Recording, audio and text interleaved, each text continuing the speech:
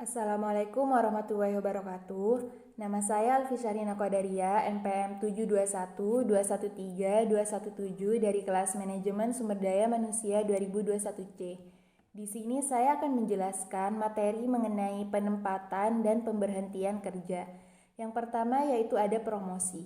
Promosi adalah perubahan pekerjaan pada seseorang dalam organisasi yang memberikan tugas serta tanggung jawab yang lebih besar dengan disertai peningkatan kompensasi yang diterimanya. Lalu yang kedua yaitu ada transfer. Transfer adalah perpindahan pekerjaan seseorang dalam suatu organisasi yang memiliki tingkat level yang sama dari posisi pekerjaan sebelum mengalami pindah kerja. Kompensasi gaji, tugas, dan tanggung jawab yang baru umumnya adalah sama seperti sedia kala. Lalu yang ketiga yaitu ada mutasi atau rotasi kerja, yaitu dilakukan untuk menghindari kejenuhan karyawan atau pegawai pada rutinitas pekerjaan yang terkadang membosankan serta memiliki fungsi tujuan lain supaya seseorang dapat menguasai dan mendalami pekerjaan lain di bidang yang berbeda pada suatu perusahaan. Lalu ada demosi. Demosi adalah pindahnya seseorang dari pekerjaannya ke posisi yang lebih rendah dengan tingkat tanggung jawab dan tugas yang lebih kecil dari pekerjaan semula dan begitu pula dengan kompensasi penggajiannya. Lalu selanjutnya yaitu ada masalah karyawan di tempat kerja. Yang pertama yaitu ada terjadinya konflik antara atasan dan bawahan. Lalu yang kedua yaitu konflik antar sesama karyawan. Yang ketiga yaitu buruknya komunikasi internal perusahaan. Yang keempat yaitu ketidakpuasan karyawan terhadap perusahaan. Dan yang terakhir yaitu kurangnya pelatihan karyawan. Lalu ada PHK atau pemutusan hubungan kerja adalah pengakhiran hubungan kerja karena suatu hal tertentu yang mengakibatkan berakhirnya hak dan kewajiban antara pekerja dan perusahaan atau majikan.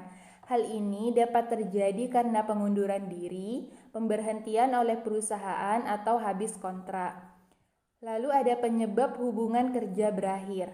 Yang pertama yaitu pekerja meninggal dunia, yang kedua yaitu jangka waktu kontrak kerja telah berakhir, yang ketiga yaitu adanya putusan pengadilan atau penetapan lembaga penyelesaian perselisihan hubungan industrial yang telah mempunyai kekuatan hukum tetap.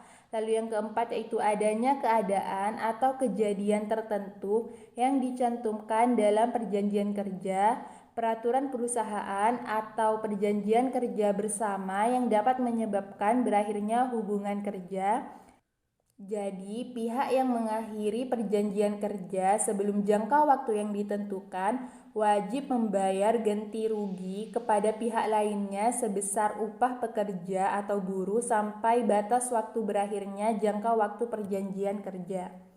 Lalu yang terakhir yaitu ada perusahaan dilarang melakukan PHK dengan alasan yang pertama yaitu pekerja berhalangan masuk kerja karena sakit menurut keterangan dokter selama waktu tidak melampaui 12 bulan secara terus-menerus.